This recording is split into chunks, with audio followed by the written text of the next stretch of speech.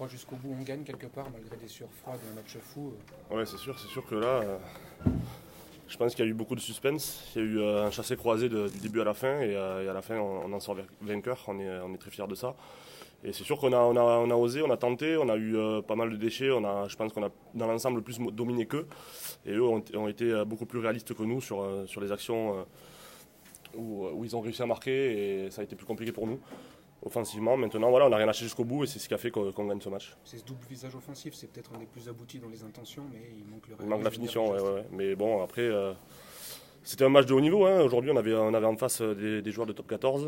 Voilà, on savait qu'offensivement, on avait de quoi faire parce que leur défense n'était pas leur point fort. Il y avait deux équipes offensives sur le terrain, et ça s'est vu, il y a eu 8 essais. Donc je pense que c'était un match plaisant à voir pour tout le monde. Comment vous expliquez le passage à vide du début de match ? Le passage à vide du début de match, je pense qu'on n'a pas su rentrer dedans tout simplement.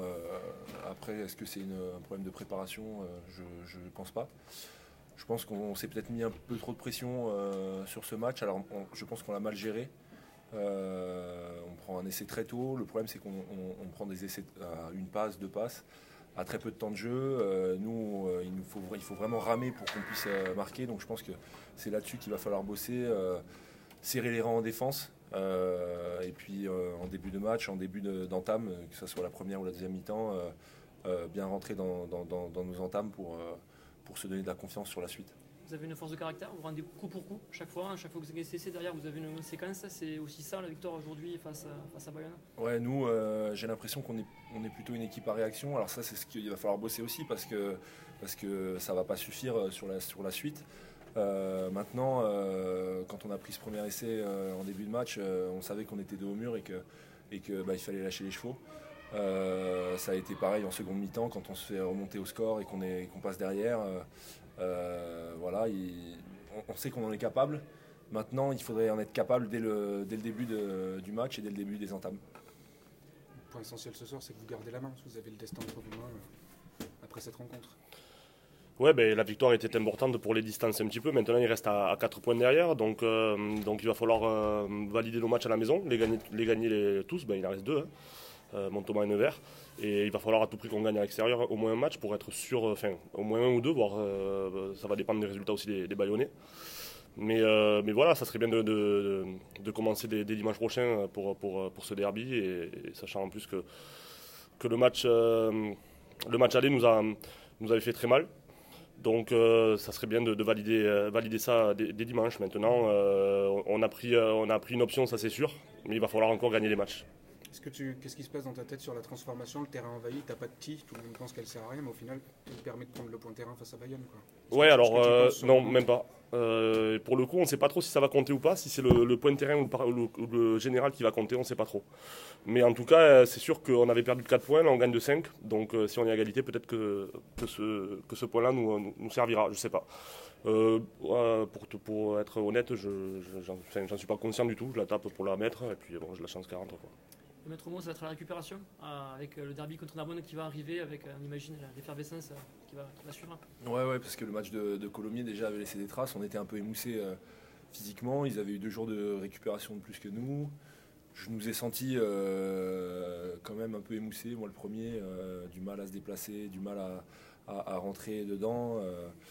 Donc ça va être hyper important de bien récupérer pour attaquer ce derby en pleine forme mentale et physique. Un mot sur l'atmosphère ce soir, est-ce que vous sentez que le public aussi, lui, sent que ces phases finales approchent et que vous avez une grande chance à jouer? Ouais, on sent de plus en plus leur soutien. Déjà à Colomiers, c'était très impressionnant et ça nous pousse énormément parce qu'on n'entend à l'échauffement, pendant le match, on n'entend que notre public. Là, c'était la même chose. Le stade était quasiment plein, la tribune de face était quasiment pleine, c'était impressionnant. Donc ça nous pousse. À la fin, je pense que c'est ce qui nous permet aussi d'aller chercher cet essai. Quand on est un peu les têtes basses et qu'on est un peu fatigué et qu'on sait qu'il faut aller les chercher, mais que c'est dur physiquement, ça nous permet mentalement ça nous donne un regain mental. Donc oui, on le sent, on sent beaucoup de ferveur et ça nous fait beaucoup de bien.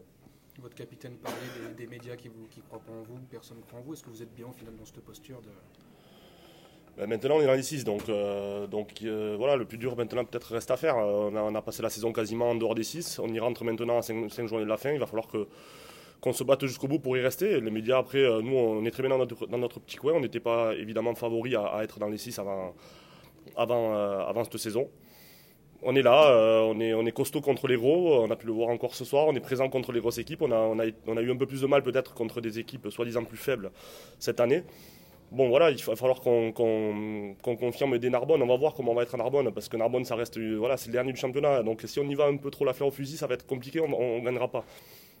J'espère qu'on va progresser dans ça, quoi. Dans le fait où maintenant on est en mode phase finale, il faut qu'on joue tous les matchs avec le couteau entre les dents. Est-ce que ce match à Narbonne, justement, ça peut pas être le tournant de ces deux qualifs?